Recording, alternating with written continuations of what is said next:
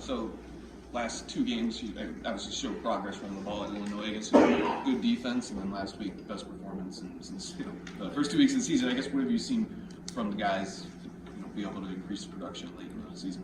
It's the day in and day out, the ability to come in and work. I think our guys have done a great job of, what we always talk about, keep chopping.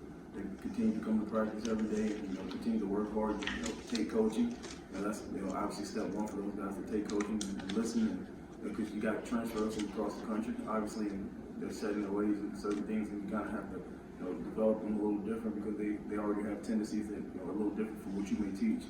So consistently, these guys came in, they've listened, and they've gotten better as time progressed. And I think you'll continue to see those guys continue to grow. I think they're understanding football a little more as well. And that's a testament to them learning and obviously practicing hard every day.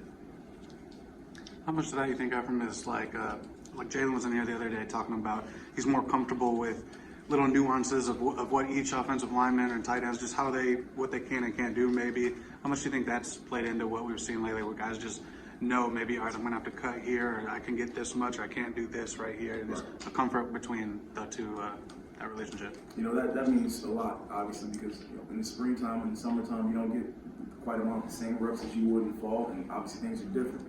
So the timing aspect is just like a receiver and a quarterback. It's all about timing. So once you consistently do something over and over, you start to gauge, okay, this guy's steps a little different. This guy's hands, he might get his head place out, he might not. But the consistent factor of those guys practicing, every day, trusting and learning, I think that plays a huge role because every day at practice they come in, they're starting to get better at all of our zone concepts and our gap scheme concepts as well. They're learning what they can do. Obviously, every running back thinks they can do everything, but you really can't, to be honest with you. But they're starting to get more comfortable with the offense and know the scheme. They kind of anticipate calls, what Coach Johnson calls, and I think that plays a tremendous role for those guys. Understanding, if we're running wide zone to one person, well, he's a little different, running into the other person. So I think they're getting that down pat a little bit better, and it's helped us tremendously.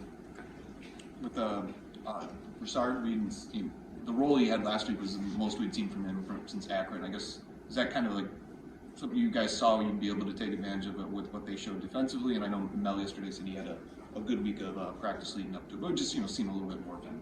All right, and that's basically what it's all about. I try to gauge how well they practice, who's filling the zone, who's filling the run game a little bit better, as well as on third downs as well. Who understands the concepts and who understands where we fit in the blocking scheme. And I kind of gauge that throughout the week. And it started with Illinois, what they do, and they were a big, sideline team, so we knew getting him in the game, being able to hit those small seams and creases would be key and critical for our success. And as you can see, it paid off. Obviously he had a really good game against Illinois. They scored a touchdown. And I think, for me, basically, it's gauging week to week of who's filling the ball more and getting those guys out there on Saturday and see who's kind of in the zone and just keep feeding who gets in the rhythm the best. And as fast as I can gauge that, that's who you'll see carry the ball the most. Whoever can help us get the win. As a coach, how'd you carry those guys through sort of that middle part of the season there where the run game wasn't clicking as much, and there were a lot of reasons for that and everything, but just how'd you sort of navigate that as their coach to get them back here where things are working again? Well, you be real about it. That's the whole thing we try to do in our room as coaches. We try to be honest and slow the teaching down. Coach Tucker's been on this whole peanut butter and jelly thing. It holds true. You got to go back to the basics with guys.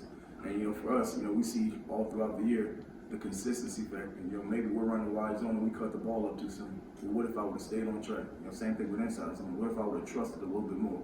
It's just like you asked earlier, the consistency and the trust factor. And now I think they're starting to trust it a little bit more, and it's obviously paying off for those guys. In the middle of the season, if I'm watching film and I see myself, if I would have did what I was told to do, or if I would have trusted it, if I would have kept stretching it, would have read it, I would have probably had that same success, and it'd be a different story. But now I think these guys are doing a better job of trusting and understanding, okay, this is what it's going to be, this is what I have to do. And it's paid off, and I think we'll continue to see that as well.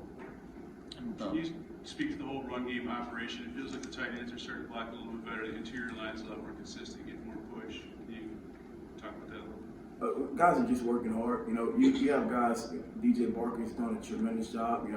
So is Malik Carr, so is Tyler Hunt. Those guys come in hard and practice their butts off. And same thing with offensive line. They do a great job of practicing hard and fighting. But the whole thing, we mix guys in and out. Obviously, you may see some linemen this week with a different tight end. And they're all starting to gel and gauge, obviously later in the season. But those guys have gotten more reps together, and they're starting to understand, when these double teams are occurring, how I have to get my head, how I have to get my hands. And guys are just getting better at what they do. And, they've always played hard restraint up front. Coach Cap does a great job of getting these guys technical sound, and so does Coach Ted Gilmore, and throughout the year, you see the technique and fundamentals are starting to kick in. And, later in the year, we want to play our best football in December. Right now, that's what we're trying to get accomplished. In terms of somebody like Elijah Collins, who's senior, but is not obviously getting as many reps as everybody, can you just talk about his value and what he's meant this season to that room and what he brought to the table for those guys? Eli, and I've said it, I think just about every interview that I've had, he's probably one of the best kids on this team and one of the best kids I've ever been around. He brings tons of energy and juice every day. He's consistent in his work habit. He picks everyone up when they're down. And he's a phenomenal kid to be around. And you love to coach a guy like that because you know what he's going to get, what you're going to get out of him every day. For him, he's had a lot of ups and downs throughout his career. Obviously, since we've been here, last year he had a great game against Youngstown State, ended up getting hurt. And same thing, this year he's had tweaks here and there where, he couldn't quite consistently get to that old hitch. And I know he's a great player. Mentally for me, on third down is why I value him the complete most because I trust him. If I can trust you to go out there on third down, it's a big thing for us to protect the quarterback because that's huge for us. If we go out there and put him on third down, I know that he's going to get the job done. And he brings it in the run game as well. I see it. And I know, he will love to get 100 carries a game, but, he's valuable for us on special teams as well. And that's what people, have to realize. He's a four-core guy. He plays every single special team. He starts him. And that's probably the most important thing on our team, the special team, in terms of field position. So he does a great job there. And it'd be advantageous for me to ask him to run down there on kickoff and come back and run the ball 30 times. Physically it's hard to do. So he does a great job of understanding his role and buying in. And I love to give him the ball and feed him as well when he's out there and let him get a couple snaps and carries as well. Having a moment like this weekend where he's going to have a senior day, Right. for not just for him but for other guys this weekend. What does it mean to you to have a moment like that to share this last day at Smart Stadium? That's great because I know Eli means the world to Sport Nation. He's a great kid and he means he loves this program through and through, and it's going to be hard for everyone to see him go because what he's been through, what he's done for the program and the type of kid he is. And obviously me being first time full-time coach, it's going to be probably emotional just because I've been through it as a player as well. I know that feeling and I'm going to be there for him to share with him and hopefully get him through this game. And I'd love to get him a touchdown on his last ride out. You guys can share it next moment. Oh yeah, no doubt. How much do you think that this season's kind of reinforced that, the running game having success is essential to the program's success? Oh, that's football in general. If you can run the ball on your terms, you can have success. And we hadn't been able to run it quite as much as we did last year, obviously, because complementary football is what we talk about: offense, defense, and special teams working together. Early in the season, we may get down and kind of press them a little bit, trying to throw the ball around the yard. That's just football, what we had to do at the time. And obviously, us sustaining drives on offense plays a factor in that as well. It's hard to kind of get in the rhythm when sometimes we go 3 and out and can't quite sustain the drive. But if you can run the ball on your own terms, that's kind of slows the game down. And, you have dealer's choice as a coordinator at that point. You mentioned pass pro. Where do you think all your top 3 guys, where are each of them at in that, and just overall in the course of the season, what's your evaluation of how they've done there?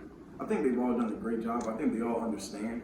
For the most part, the reason why I always put Elijah out there on third, medium, long situations when teams tend to have higher blitz tendencies, it's more so the trust because I know he knows exactly what to do. He understands the whole offense schematically, what the offensive line is doing. He understands the quarterback's checks. He knows the receivers. He can get up there and draw every concept on the board. So he kind of understands. He slows the game down a little bit more than the other guys. So for me, putting him out there and having him understand, teams do a lot of different things these days on third down. The front may change. Teams have different tendencies where they're spinning it back in a certain way and bringing blitzes from the other way. And he has a great understanding and a feel of the game for that. So he's definitely probably top of the list in my eyes. Is there anything that you know now that you wish you knew then that would have maybe changed kind of the way that, those games may have gone? I mean, especially as it pertains to the running game. I'd say no, because I kind of understood what was going on a little bit. Guys just have to be consistent. We talk about that's the truest measure of success. What makes LeBron James different? He consistently does the same thing over and over, and you can't stop him. Well, it's the same thing as a football player, whether you're LeBron James or you're just somebody who's a regular guy. Those guys who consistently hit their point of attack over and over again, take 2 yards, take 1 yard. then do it again. The next thing you know, it's a 30-yard game. Those guys are the guys who truly have the most success because every play is not going to be a home run play. And getting the guys to understand that and not trying to make the big play all the time.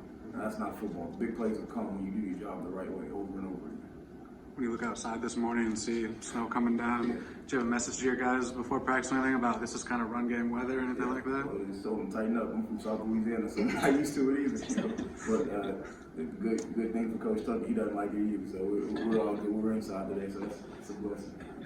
That's run game type of weather, though, right? I mean, you got to get those guys ready. Where, the ball's going to be in our hands, and we know it, and we got to get the job done. Whoever's out there, let's get in the rhythm and let's go. Coach Reed? When it comes to Indiana's defense on third down, they're giving up third downs about 43% of the time. What have you seen from your third down opportunities going in film against them that excites you about this week?